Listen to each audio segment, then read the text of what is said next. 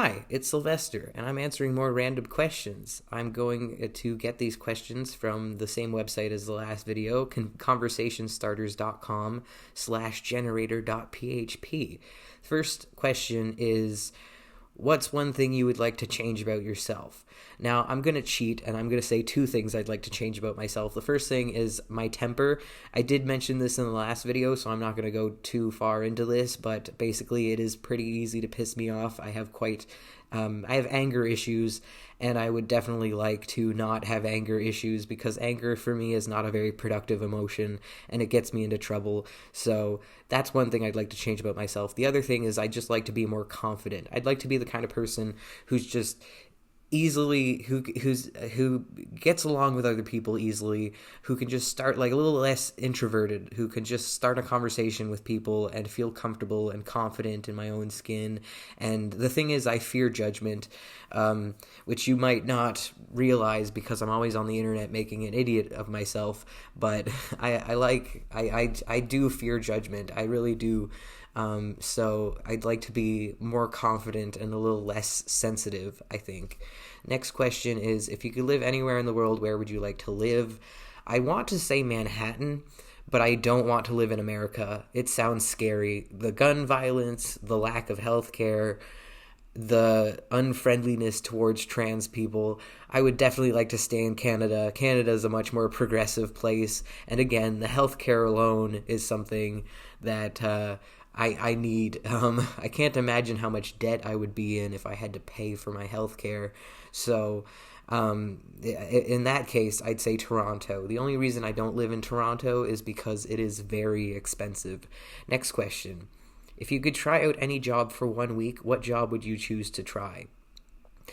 If I could try out any job for 1 week, I'd like to try just like all the jobs. I don't know if that's a good answer, but I like change. I like switching things up. Like when I used to work at McDonald's, I was trained on drive-through, but I was also trained in the back making food, and I was trained on front counter serving guests.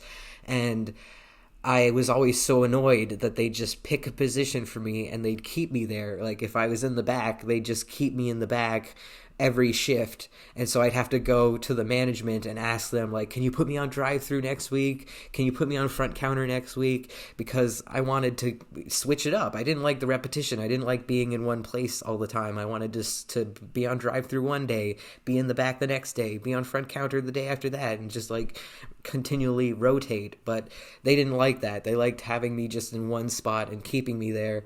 So if I could try any job for a week, I'd try all the jobs. Just spend a week working it's like all the different jobs and just try them out and see which one I like, because I honestly have no idea what job I'd like to work. I have absolutely no idea. Next question. Would you want to know when you'll die? I kind of would. I'd like to know when I'm going to die just so I can plan for it. And then, because I would do that thing where, you know, in movies and TV shows and stuff, when it's like you have 1 week left to live and they just spend all of their money and go crazy and just like go wild and go on vacations and like spend all their money. That's what I'd like to do. I'd like to save up, and then like the month before I die, just spend every cent that I have, knowing that I'm gonna die. Not that I have a lot of money saved up. I certainly don't, and not that I'd be able to save up that much money. But if I knew I was going to die, I think I don't know. I think I'd be able to allocate some funds towards my last month of being alive, and just go crazy, you know? Live like you're dying, as they say, or live like today's your last day, or whatever that saying is.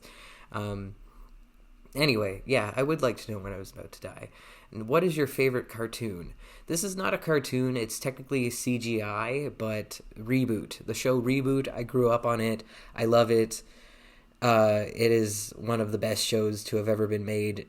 And I'm a little biased because I grew up with it. It's honestly not that great of a show for people who didn't watch it when they were children, but I love Reboot. I love Reboot so much. But cartoon, I don't know. I want to say There's a lot of cartoons that I like. I like Bob's Burgers, but I haven't seen all of it. I like The Simpsons a lot. You know what? I'm going to go with The Simpsons because it's a classic, and again, I grew up watching it, and I've even watched some of the more recent episodes. But everybody says the new Simpsons is bad, but I enjoyed it. I still enjoy The Simpsons. I think they're still doing good stuff. So, yeah, The Simpsons. Next question. What's the most unfulfilling part of your life right now? The most unfulfilling part of my life, that's doing chores, I guess. I mean, it's kind of fulfilling because when I'm done doing the chores, I feel a sense of accomplishment. But while I'm doing the chores, it feels, again, like a repetitive task that I just have to do because I have to do it because I'm an adult, and that's just part of being an adult is doing chores and stuff you don't want to do. So I guess I'll just go with chores, cleaning the house and stuff like that. Next question. What is something new that you've learned in the past week?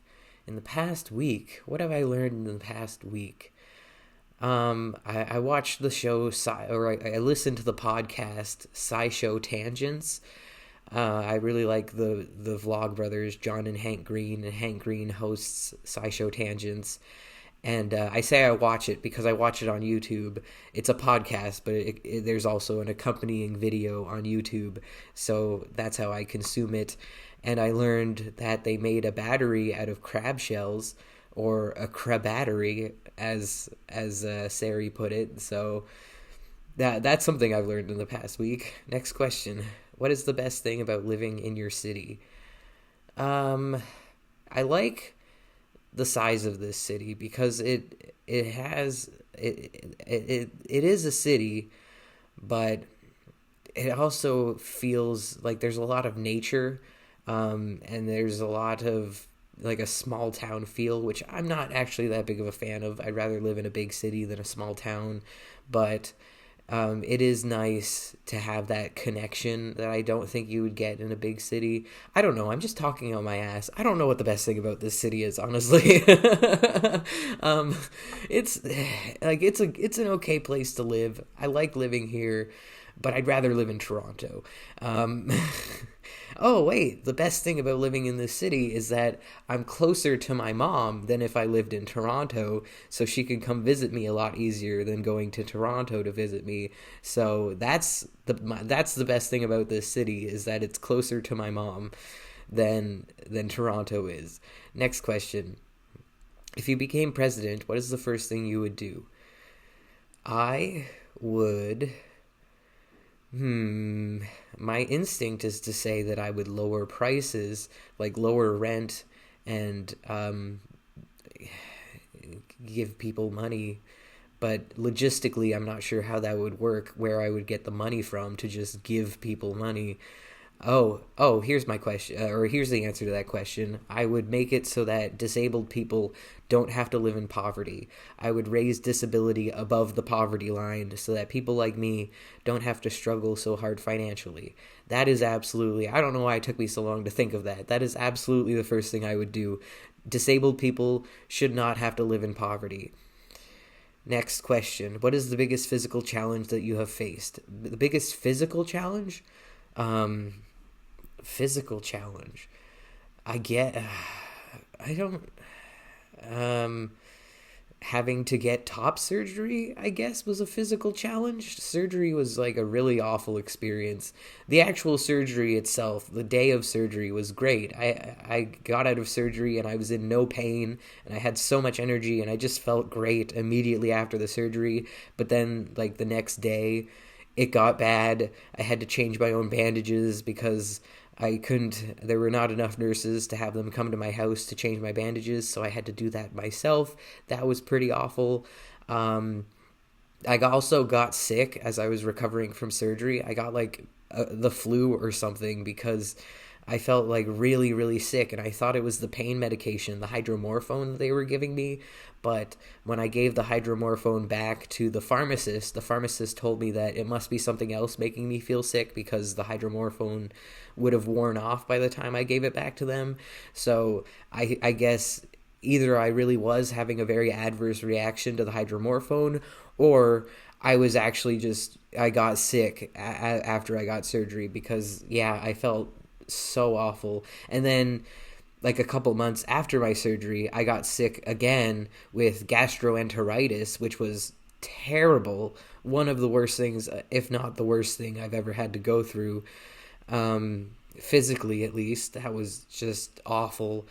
And then I got pneumonia on top of that, and I got an infection in my surgical wound. I got a hematoma, and when I went to get the hematoma drained, they didn't give me any painkillers or anything. They just cut into me. The doctor, he just cut into me and squeezed the blood out of me, and then they shoved gauze inside the open cavity inside of me, and it was just one of the most painful things I've ever... I think it's probably the most pain I've ever been in. I'm pretty sure I passed out because I don't remember a lot of it. I just remember being in a lot of pain, and then there was a bunch of gauze being shoved inside of me, and then it was over. So it was, yeah, it was a lot. And then after they shoved the gauze inside of me, I was supposed to go get it taken out of me, I think the next day or the day after that, but I couldn't get an appointment with the doctor who was supposed to take the gauze out of me, so I had to go to the emergency room and have them take the gauze out. And then they were like trying to put more gauze inside of the wound, and I was like, no more gauze. We're done with this. We're just gonna let the hematoma heal, because like I can't go through this. This is so painful. So luckily they didn't put more gauze inside of me, but then the hematoma, the hole got infected. And so I had to take antibiotics, and of course the antibiotics gave me diarrhea. It was this whole thing, man. So that's the biggest physical challenge I've ever been through, is going through surgery and then getting gastroenteritis immediately after that. That was pretty bad, man. 2023 was a hard year.